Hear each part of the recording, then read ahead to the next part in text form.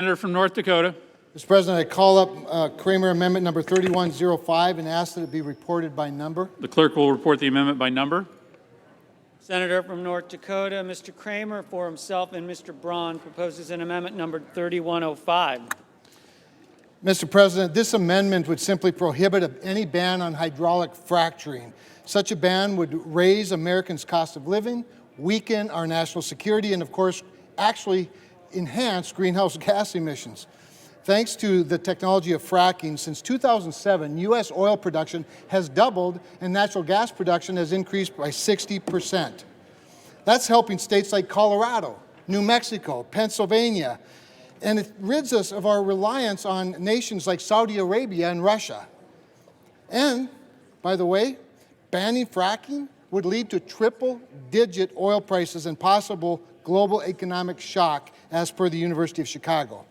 Ironically, Mr. President, a ban on fracking would also increase global greenhouse gas emissions.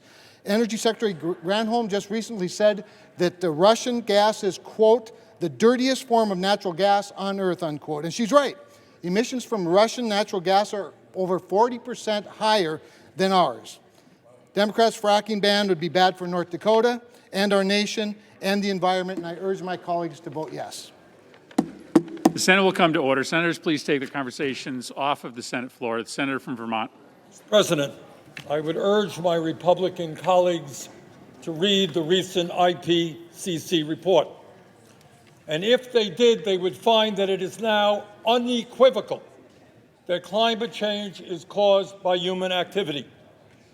And we are seeing what climate change is doing with our own eyes. We can no longer be blind to this reality.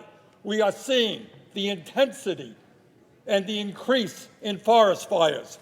We are seeing more extreme weather disturbances. We are seeing rising sea levels that will soon threaten the habitability of great American cities like Miami, New York, and Charleston. We are seeing the acidification of the oceans that threaten fishing and marine life, and we're seeing an increase in disease. We have got to move away from fossil fuel. We have got to end fracking. I urge a no vote on this amendment. The question is on the amendment. Is there a sufficient second? There is. The clerk will call the roll. Ms. Baldwin, Mr. Barrasso, Mr. Bennett, Mrs. Blackburn, Mr. Blumenthal, Mr. Blunt, Mr. Booker, Mr. Bozeman,